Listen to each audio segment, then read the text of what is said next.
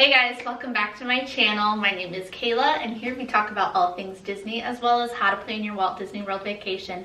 So if that interests you, make sure you hit that subscribe button and stay tuned.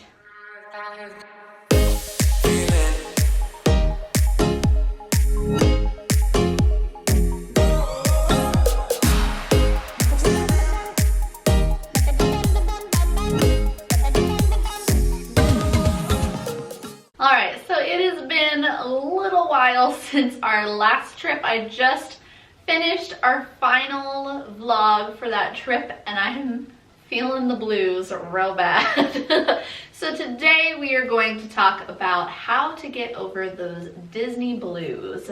Okay, so my number one tip, and this is probably my favorite, is to make some sort of memorabilia item, whether that be a scrapbook or, since I video, like I make those vlogs, those are a really great way to be able to relive those memories over and over again. One of my favorite things to do is make scrapbooks. I do make like real scrapbooks, I just don't have time for that in my life right now. So I love to actually get on Snapfish and make kind of digital scrapbooks, and then they print them out and make these really nice books. I'll show you mine. So this is the one that we made for our 2017 trip. As you can see, that's nice, just a hardbound, really simple book.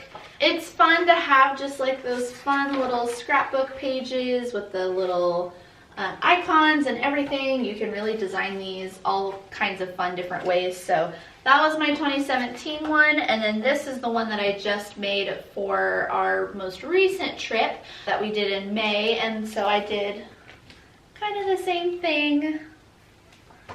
This is my favorite page. Can you tell why? But these are really fun to make. I love to just look through these over and over again and relive those moments, and they're just one of my favorite ways to kind of, when I'm feeling sad and I'm missing Disney, I just pull out these fun books. And they're fun to share with people too. I leave them out on like our little table thing, so whenever we have people over they can look through our books, and it's a lot of fun. If you're not super crafty and you don't want to do that, you can always get fun photo albums too. I take a lot of pictures when we go to Disney, and so I put like my best of the best pictures in those little scrapbook things, but then everything else I put in this photo album, which is really neat. I got this when we picked this up when we were at Disney, so those are kind of a fun souvenir item. But then it's just, I mean, your standard photo album. You just put your pictures in there, and then you can write little notes of maybe what happened or what was going on in those pictures. So that's another fun way to kind of just relive those moments. So my second tip is when you are just hanging out at your house or you're cleaning or doing whatever, you can pull up music from the parks. They have tons of places on YouTube. I know they've got other things online where you can actually just pull up the music and you can listen to the park music, which is really fun. You kind of just feel like you're there again. There's one that we found recently. It's called D Parks Radio. It's actually an app for your iPhone. I'll put the link of it down below if you want to find it. But that I really like. You sometimes get some really random stuff, but it's just kind of fun to hear some fun Disney music. Of course, you can always listen to like classic Disney movie songs and things like that, but sometimes it's just fun to hear those park loops. My third tip kind of goes along with this a little bit. Same thing when you're just hanging out at your house or whatever, you can get scented, like different Disney scents to put around your house. And you can do this a few different ways.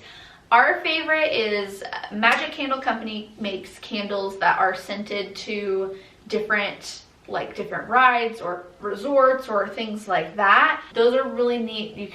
We always, whenever we watch Disney movies, like that's what we like to burn, is one of those candles. But those are really fun. Another cool tip, a friend of ours actually does this, and I think that this is such a cool idea. Those little wallflower plugins that you can get at like Bath and Body Works wherever, get a special scent that you don't normally have and take that with you when you go on your trip. Plug it into your hotel room, and it's gonna fill your hotel room with that certain smell. And then when you go home, whenever you put in that wallflower or something with that scent, it's gonna remind you of that specific vacation. So that's a really cool tip. I haven't done that yet, but I kind of want to do it on our next trip. I think that'll be a lot of fun. Another one that Mark Allen does, he found this. There's a soap that he literally bought, like it's a hand soap that he bought from Walmart. And it's just like a generic whatever hand soap. But apparently it smells like the Fiji scene from the ride Soarin'. So he bought that. I think it's got like some sort of coconut and whatever tropical smell, but he bought that. He's a big smell person, and so he got that soap to put in like our little soap dispensers at home. So now every time we wash our hands, we get a little burst of that smell. So those are other really great ways of just adding just those little touches in your home to just remind you of Disney and bring up those really great memories again. My fourth tip, it's more like 3B. Those H2O products that you can get at the resorts, you can actually purchase those items online.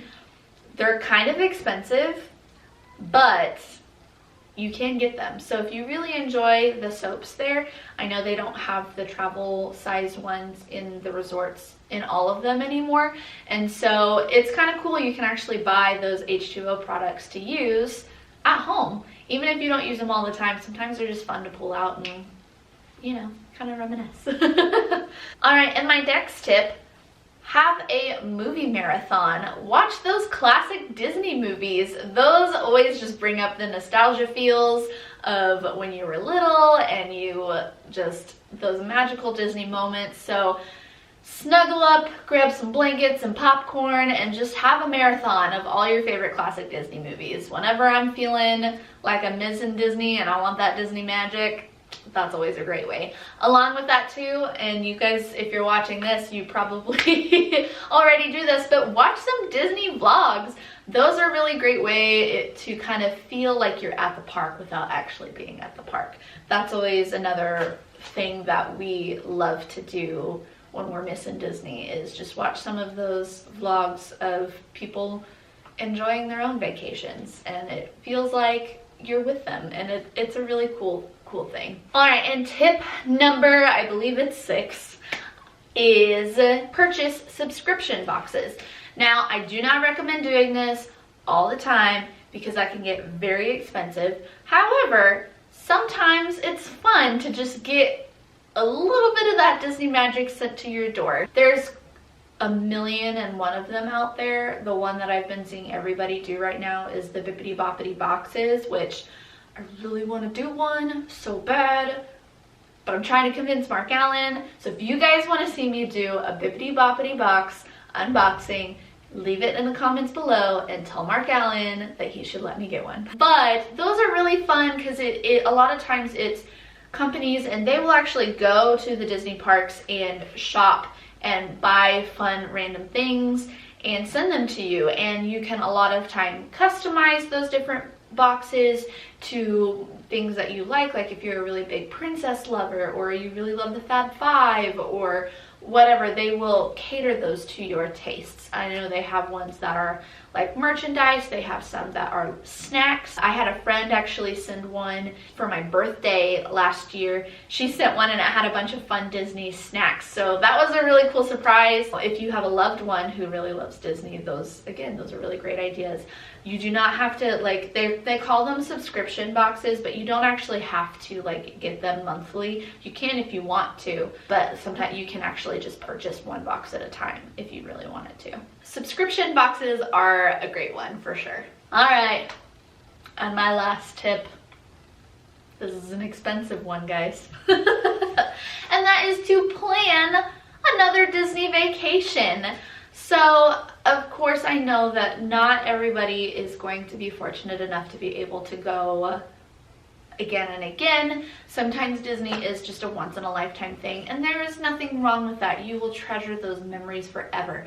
But if you are one of those lucky people who can't afford to go more than once, planning your next Disney trip is always a great way to get over those Disney blues, because it gets you excited to go again. Disney trips, there's so much planning that is involved that you could literally spend months and months and months of planning, and you will always still be finding new things that you need to do or new things to discover. And it's a really great way if you're feeling sad about your last trip, just think about your next trip, no matter how far away it is. Okay, so those are all of my top tips on how to cure those post-Disney blues.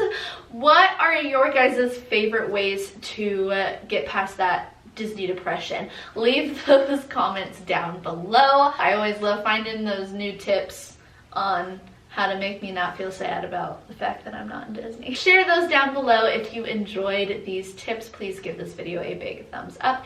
And if you would like to see more content like this, make sure you hit that subscribe button. Also, make sure you hit that little bell notification icon next to the subscribe button. That is actually going to tell you when I upload new videos. So just click that, super easy. One last thing, if you have not already checked out my other social media, I have a Facebook, a Instagram, and Twitter. So I will link those down in the description below. It's the same as my name for this channel. It's Hemphill Ever After. So make sure you go check those out for more fun Disney content. Alrighty guys, well that is all I have for you today.